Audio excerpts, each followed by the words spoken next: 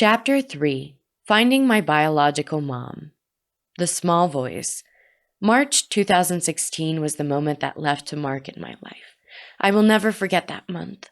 One day I was lying on the bed with my 10-month-old baby boy. I was breastfeeding him so he could take his nap. While doing this, I had a strong feeling as if someone was talking to my spirit. It was not an audible voice, but more like a strong thought that mentioned her name. I hadn't thought of her for many years, so this was strange to me. I ignored this and continued attending to my baby boy. "Look for her now," said the silent whisper inside my head. I was confused, thinking I was going crazy, but I could not stop the urge to obey the voice. With my son still held to me, I rushed to the computer and typed her name on a search engine. Nothing new came up.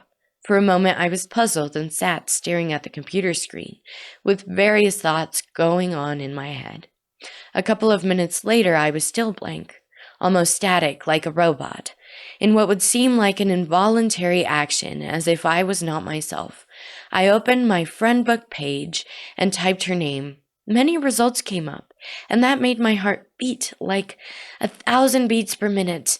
Could any of these be my biological mom? I asked myself. There were too many profiles to go through. My inside accomplice's voice said, "Narrow the search and add her middle name." I did, and then only about 3 results came up. Nervous and anxious. Now I was really nervous. I almost could not click on the link. The profile of the first woman had me breathless. Something was telling me this might just be it. I opened the link and saw photos of a lady that looked kind of wild to me. She had several photos where she posed with beer bottles, partying with friends. I was so anxious. I thought to myself, if this is her, she seems to have a lifestyle that may not fit a lost daughter reappearing. I doubted 1,000 times if to write her or not. I kept browsing through the photos and I kept thinking, this is insane. Letter finally sent. Finally, I was brave enough to send her a private message. Almost 20 times I wrote, erased and erased again. I really did not want to go through any sort of rejection. I even told myself, my life is already pretty stable, so what am I going to achieve with this? However, one word after the other, I finally finished my letter. Just to protect myself, I posed as a different person who had a friend that was looking for her mother with a similar name. To my surprise, she was online and immediately replied. By then, my son had slept off in my arms and I could not get myself to open her message. I stood up, took my boy to bed, then went to the kitchen to get some water, and after a few minutes, I sat down to read. She wrote, more or less, "I've been looking for you for 30 years plus. Every birthday I remember you and wonder what you look like." This took me back to the story I had made up for myself. I was surprised because she didn't reject me, and she joyously kept praising me and expressing her happiness. Neither of us was 100% sure if what was happening was real, because it was too good to be true. We started sharing photos, her memories. She told me how things really happened on her side. The real history revealed. My biological mom also had a rough life growing up. Her mother, my grandmother, had been given away by her mother, my great-grandmother, as a baby. At a young age, she got pregnant and also gave her baby away, my mother, to the same woman that had raised her. Life was difficult for them, and as a result, my mom was forced to work cleaning houses from the age of 12. By the time she was 13, the woman that had been taking care of her revealed she was not her actual mother, and then introduced her to her real mom, which she already knew but could have never imagined was her real biological mom. Shortly after, the woman that raised her died, leaving no material things for my mom to sustain herself. My mom then moved to the woman's sister's house to live. This woman, which we could say was like her aunt, took good care of her and paid her school fees. One day my mom got into a fight in school, and the matter was so serious that she was going to be expelled from the institution. She dropped out of school before anyone could formally dismiss her. Her school days were over. Not long after this incident, her aunt also died. Since her aunt was the only one taking care of her, she became a stranger to the rest of that family, and soon had to leave that house and face the world on her own. She went, and live at a friend's house for some time. During this time, she got into enough trouble to get herself jailed.